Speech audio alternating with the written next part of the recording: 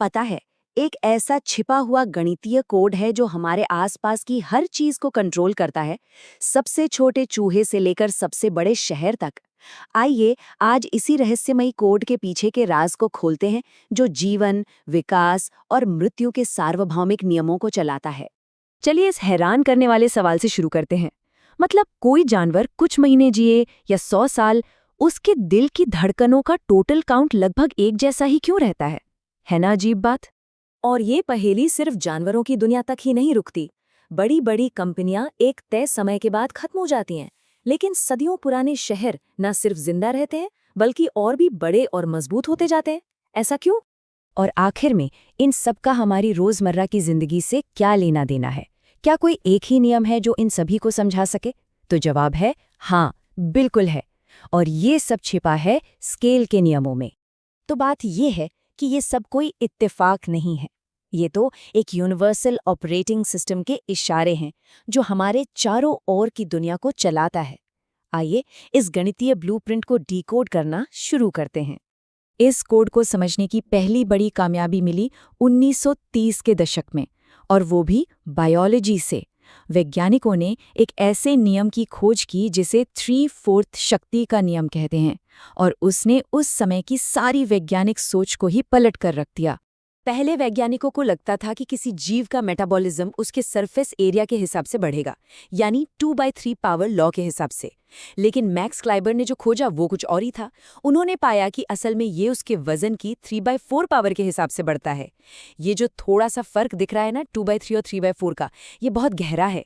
इसका सीधा मतलब ये था कि जिंदगी हमारी उम्मीद से कहीं ज्यादा एनर्जी एफिशिएंट है।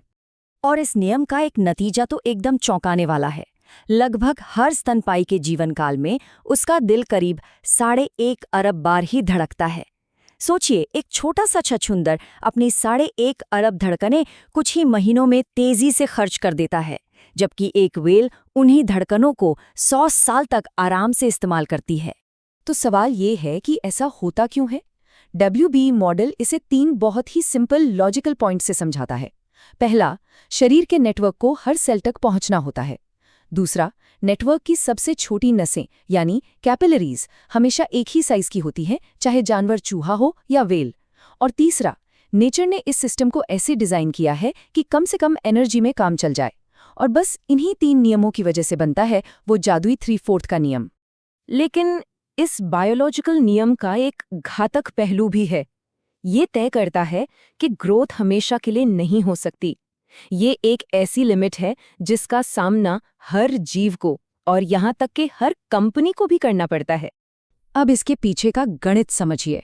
देखिए, शरीर को मेंटेन करने के लिए जो एनर्जी चाहिए वो सेल्स की संख्या के साथ सीधी सीधी बढ़ती है, लेकिन एनर्जी सप्लाई करने वाला नेटवर्क वो सिर्फ 3/4 की धीमी रफ्तार से बढ़ता है। आखिरकार एक पॉइंट आता है जब डिमांड सप्लाई से ज्यादा हो जाती है, नए टिश्यू बनाने के लिए कोई एक्स्ट्रा एनर्जी नहीं बचती और ग्रोथ रुक जाती है। और यही सेम लॉजिक कंपनियों पर भी लागू होता है। वे भी जीवों की तरह ही बिहेव करती हैं, जहां होती है सबलीनियर स्केलिंग, मतलब साइज डबल होने पर उनका प्रोडक्शन डबल से कम बढ़ता है। नतीजा, कोई भी पब्लिक कंपनी उठाकर देख लीजिए, उसकी औसत जिंदगी सिर्फ 10 साल की होती है। लेकिन अब कहानी में आता है एक जबरदस्त ट्विस्ट।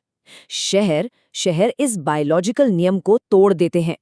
जीवों और कंपनियों के उलट वे समय के साथ मरते नहीं बल्कि और भी मजबूत होते जाते हैं, क्योंकि वे एक सुपर लीनियर मोड में काम करते हैं।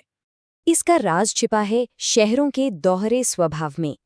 जब किसी शहर की आबादी डबल होती है तो उसे सड़कें, बिजली, पानी जैसी चीजों की जरूरत सिर्फ 85% ज्यादा होती है, मतलब 15% की सीधी बचत। लेकिन उसी डबल आबादी से दौलत, नए आइडियाज और हाँ, क्राइम जैसी सामाजिक आर्थिक चीजों में 115% की बढ़ोतरी होती है, यानी 15% का एक्स्ट्रा गेन। ये टेबल इन तीनों सिस्टम्स के बीच का जो फर्क है उसे एकदम साफ कर देती है। जीव और कॉरपोरेशंस सब लीनियर स्केलिंग की वजह से सीमित ग्रोथ और अंत में मौत का सामना करते हैं, जबकि शहर सुपर लीनियर स्केलिंग की वजह से असीमित ग्रोथ और एक तरह से अमरता हासिल कर लेते हैं। चलिए अब इस विश्लेषण के सबसे जरूरी और आखिरी हिस्से पर चलते हैं। इस सुपरलीनियर ग्रोथ का हमारे भविष्य के लिए आखिर मतलब क्या है? ये एक बहुत ही हाई स्टेक्स गेम है। ये जो जबरदस्त कोट है, ये इस कभी ना खत्म होने वाली ग्रोथ की सबसे बड़ी समस्या को सामने रखता है। एक सीमित दुनिया में घातीय वृद्धि हमेशा के लिए जारी नहीं रह सकती। शहर सुपर लीनियर तरीके से बढ़ते तो हैं, पर क्या ये हमेशा चल सकता है? तो सबसे जरूरी बात यह है कि गणित हमें एक चेतावनी देता है। इस तरह की बेहिसाब ग्रोथ हमें एक फाइनाइट टाइम सिंगुलैरिटी की ओर ले जाती है। इसका सीधा सा मतलब है कि एक ऐसा पॉइंट आता है जब सिस्टम को जिंदा रहने के लिए इतने रिसोर्सेज चाहिए होते हैं जितने के हैं ही नहीं, और तब सिस्टम का ढहना तय हो जाता है। इंसानियत ने अब तक इस तबाही से खुद को कैसे बचाया है? बड़े बड़े इनोवेशंस करके, हर बार घड़ी को रीसेट करके।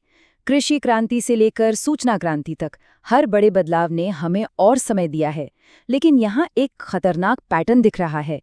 इन जरूरी इनोवेशंस के बीच का वक्त बहुत तेजी से घटता जा रहा है। और ये हमें छोड़ जाता है हमारे आखिरी और सबसे बड़े सवाल पर। जिस रफ्तार से हमारे शहर और उनकी समस्याएं बढ़ रही हैं, क्या हम उतनी तेजी से नए आइडियाज़, नई टेक्नोलॉजी ला सकते हैं ताकि हम बच सकें?